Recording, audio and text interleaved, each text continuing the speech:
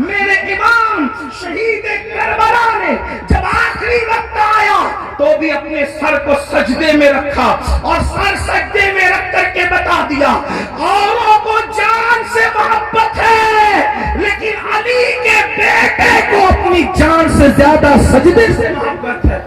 آپ بتائیں تو صحیح. اور اسی نماز سے ہم دور ہے. عاشور میں بھی نماز دور کرتے, عاشور میں بھی نماز سے دور رہتے ہیں. آئیے اب اس اپنی گفتگو کو ایک کی طرف لے جاتے ہیں. آپ سے پوچھوں اگر قیامت کے دن, توجہ کرنا ان جملوں پر, اگر قیامت کے دن فہرست بنی زانیوں کی کہ زانی ایک ساتھ کھڑے رہے, توجہ آپ, زانیوں کی فہرست بنی کہ زانی ایک ساتھ کھڑے رہیں گے, تو جس گروپ میں یزید ہوگا اسی گروپ میں زنا کرنے والے بھی تو ہوں گے. دنیا کے اندر بڑی بڑی باتیں ہاکنا آسان ہے. محشر آپ کی مرضی اور میری مرضی سے نہیں ہوگا. محشر کو محشر کہتے اس لیے ہیں کہ وہاں بڑے بڑے مقربین بھی نفسی نفسی کہیں گے. تھوڑا کسی کے دل کی فریاد دل کے کانوں سے سنو, میری قوم کے جوانوں جہنم کا ایندھن بننے نہیں آئے ہو, میری قوم کے جوانوں اللہ کو ناراض کرنے نہیں آئے ہو. امام علی مقام سے جان سے زیادہ محبت کرنے والے میرے سنیوں, آپ سے پوچھتا ہوں تھوڑا غور کرنا, ایمان والے دل پہ ہاتھ رکھ کر سوچنا. زانیوں کی فہرست بنے گی کہ سارے زانی ایک ساتھ کھڑے رہیں, تو بتاؤ جہاں یزید ہوگا وہاں زانی لوگ ہوں گے کہ نہیں ہوں گے؟ اور نگاہوں کی پاکیزہ, نگاہوں کو پاکیزہ رکھنے والوں کی فہرست بنے گی کہ جو نگاہوں کو نیچا رکھتے تھے, عورتوں کو پاک کی نظر سے نہیں دیکھتے تھے, جن کی نگاہوں میں تقدس تھا, وہ سب ایک طرف کھڑے رہیں. تو بتاؤ اللہ اکبر, نگاہوں کو تحفظ دینے والے امام حسین کے ساتھ کھڑے ہوں گے اور زنا کرنے والے یزید کے ساتھ کھڑے ہوں گے.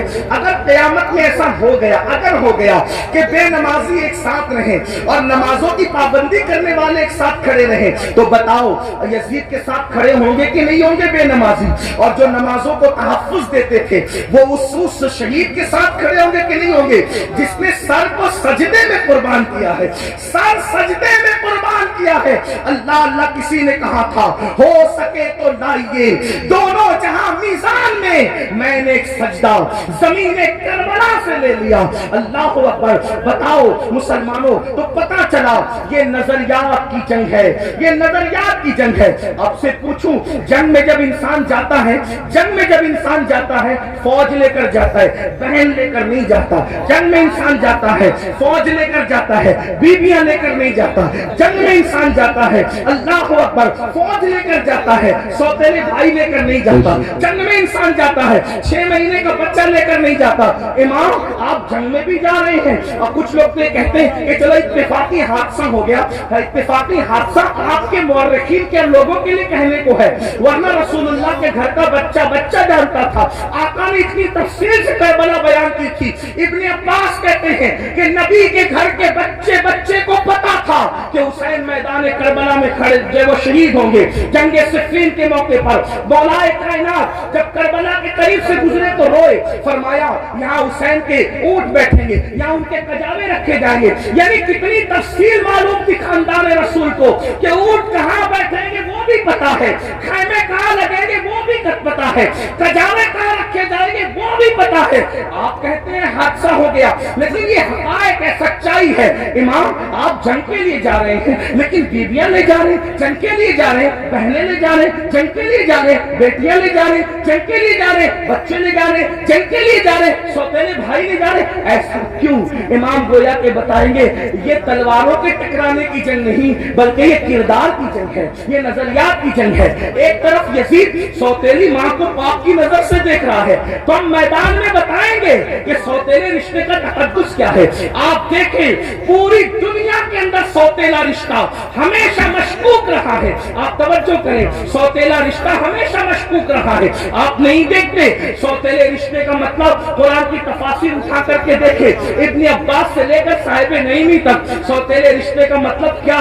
حضرت یعقوب علیہ السلام کی بیوی جو حضرت یوسف علیہ السلام کی سوتیلی ماں ہے، اللہ اکبر، وہ اپنے بیٹوں کو بتا رہی ہے، اللہ اکبر، کہ تمہارے سوتیلے بھائی نے یہ خواب دیکھا ہے۔ اسی طرح ہے نا، سوتیلے بھائی ہاتھ کا پانی چھین کر کے زمین پہ ڈال رہے ہیں، سوتیلے بھائی ہاتھ کی روٹی چھین کر کے کتے کو ڈال رہے ہیں، سوتیلے بھائی مار پیٹ کر کے کنویں میں پھینک رہے ہیں۔ یہی تو سوتیلا رشتہ لوگ جانتے ہیں، مگر قربان جائیں امام علی مقام سوتیلے بھائیوں کو کربلا میں لے جا کر اور پھر ان کی وفا کا اظہار کر کے بتا رہے آخر کار امام حسین نے سوتیلے بھائیوں کے ساتھ سلوک کیا کیا ہوگا کہ سوتیلے بھائی اپنی جان سے زیادہ اپنے سوتیلے بھائی سے پیار کر رہے ہیں۔ کوئی کسی پر یوں تو نہیں مرتا، کوئی کسی سے یوں تو پیار نہیں کرتا۔ اب آپ سے پوچھتا ہوں، حسین پاک کا سوتیلا بھائی سب سے زیادہ معتبر باوفا ہے جسے دنیا غازی عباس کے نام سے جانتی ہے۔